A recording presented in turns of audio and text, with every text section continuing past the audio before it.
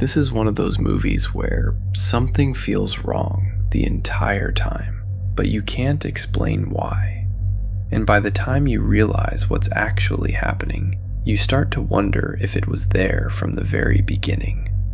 Today we're talking about Alpha, a 2025 French film that isn't traditionally scary, but somehow ends up being one of the most disturbing movies I've seen in a long time.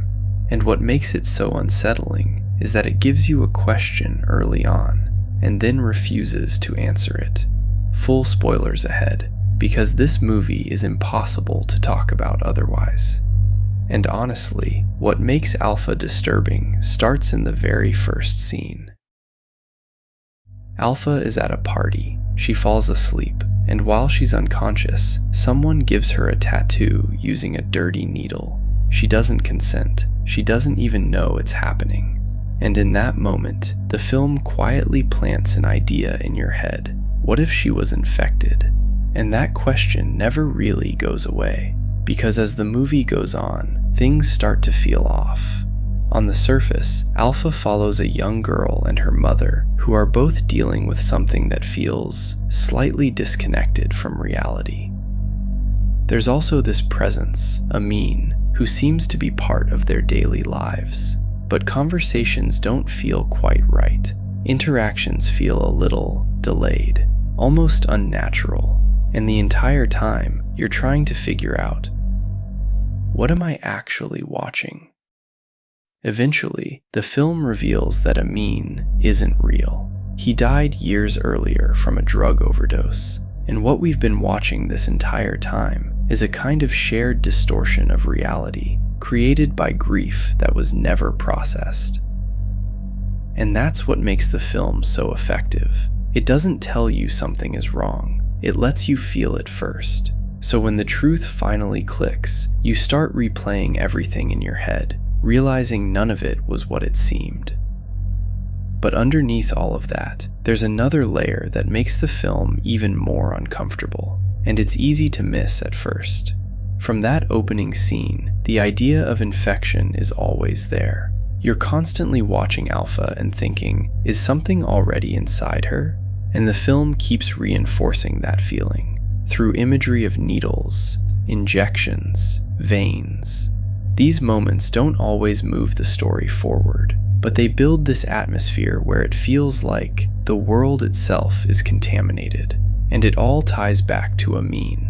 His overdose isn't just something that happened in the past, it feels like it's still present, like addiction itself is lingering in the background of every scene. And what makes it even more disturbing is that the film never clearly separates addiction from disease. So in your mind, they start to blur together. Needles become infection, addiction becomes decay, and every small detail starts to feel like a warning sign. Every mark on Alpha's skin, every physical change, every uncomfortable moment, you're watching and thinking, this might be it, this is where it shows. But the film never gives you that release. It just lets that tension sit there for the entire runtime.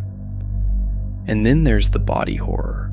The film introduces this idea of a disease, something that slowly hardens the body, but it never fully explains it, which makes scenes like the mother chipping away at Amin's back feel less like traditional horror and more like something psychologically broken.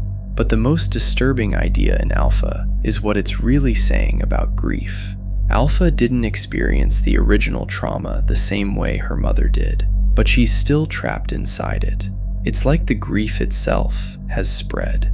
And when you connect that back to the imagery of infection, it becomes even more unsettling. Because now it's not just emotional, it feels physical, like something that can be passed down or absorbed without you even realizing it. And the movie does something really uncomfortable to you as the viewer. It never gives you solid ground. You're constantly trying to figure out what's real, while also wondering what's happening inside Alpha. So instead of fear, you're left with something worse, uncertainty.